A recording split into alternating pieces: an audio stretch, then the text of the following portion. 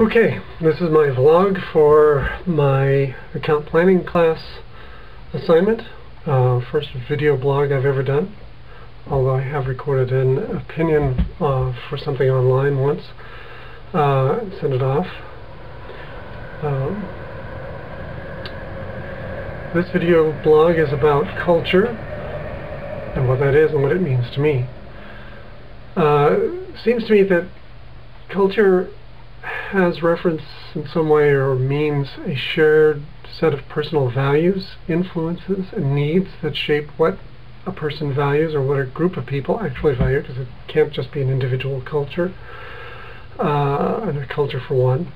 What important decisions people face and what is chosen in life-shaping decisions, what creates the criteria for those choices, what they base them on. And the key term here is that they're important decisions and choices. They can't be something trivial. They can't be just a personal style preference. That's irrelevant. Those kinds of things are just symptoms of culture. They're not the criteria that define a culture. Those are variations, expressions within a culture, not the root determiners that drive life momentous choices.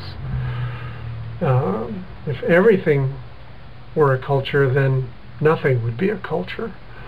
Because if everything's important, nothing's important. Culture is not 1,000 miles wide and a centimeter deep. For example, sharing a vlog, but even if it's gone viral, it's not necessarily culture. It might be a symptom within a culture, it might be a little element, but it's not culture. Unless something really fundamentally changes people's life choices and creates an identity by that change, in the way people plan their lives, that can't possibly be culture.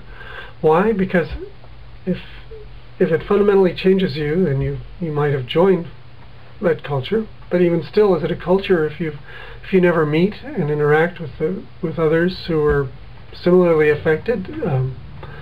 Perhaps even more important is, do those people as a group act on that value and put the effect of that choice, that change in their lives, as a force in society?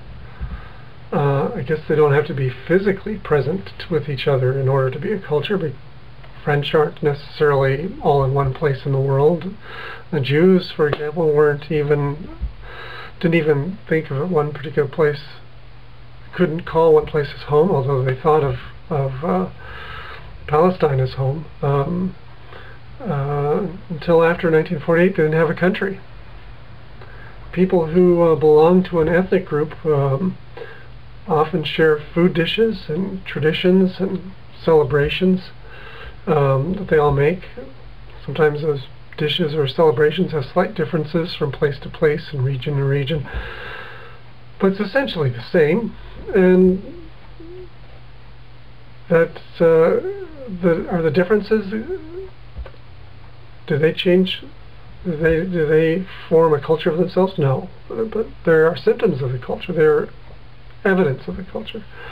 Is culture joining with others of shared value in groups, disparate though those locations might be? Is that what a culture is?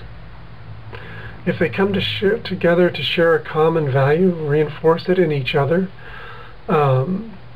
share some fundamental deep joy or sorrow of a common event that shaped their lives and the lives of other generations that they know or connected to, perhaps that's a culture.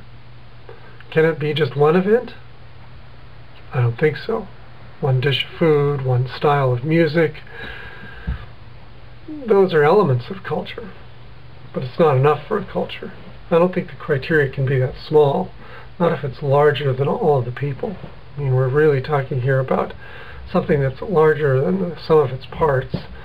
It's a history of shared experiences over time that defines lives in a common path through history, such that it shapes the common identity of those people in a fundamental way.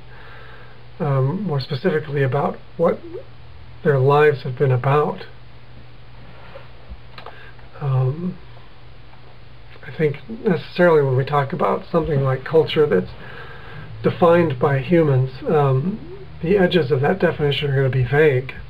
I think that because we're still deciding what things are, we're still changing the definition, we're still evolving as creatures, and so the definition is going to be changing a little bit all the time. But it can't dilute what the fundamental essence of culture is to a thin soup.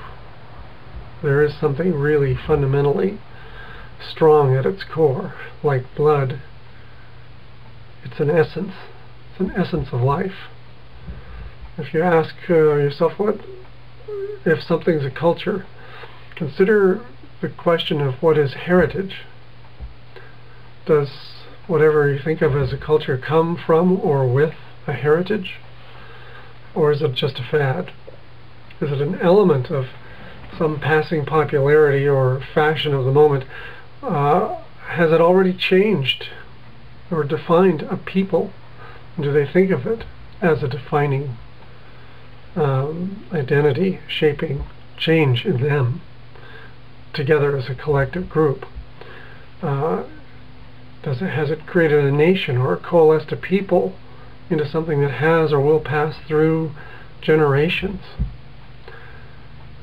We're want in this day and age of technological changes and developments to embrace everything new as something to the level of a culture, to elevate it to something eternal while it's still being born. And it's not met the test of something that great. Technology is just a tool of culture. It's not culture in and of itself. It can affect culture. It can drive changes in what people do and think, what they believe and strive for and even achieve, but not who they are fundamentally as people, not intrinsic to their nature as they define themselves. Think about this. Would you consider it important as a characteristic of someone you devote your life to as a spouse? Whatever you define as a culture. Not that you wouldn't marry someone of another culture, but you would note it as an important trait or characteristic that defines them and who they are. Something that defines their development, at the very least, into who they are. Again, think of heritage. And yet, can a heritage develop? Can it change? Can it grow? Does it sprout from something? Can it come from a technology? Perhaps. Could it start as a fad? Maybe. Was the peace movement of the 60s a fad? Some think so. Some think it changed fundamentally our culture, all cultures that were affected by it. Is rock and roll music a culture? Yet to see. Can a culture be limited to a time or a place? Perhaps. Is Web 2.0 technology developing a culture? I think those who make use of it the most would like to think so, because it rules and defines their lives and connects so many of them right now. But culture's a longer perspective than that. Like the difference between weather and climate. We so easily confuse what those two perspectives are these days. Again, think heritage. What shall we pass on? What will remain of what we do here and now in the present when we come to the future? How long a future? What is heritage? What is culture? That's all for now.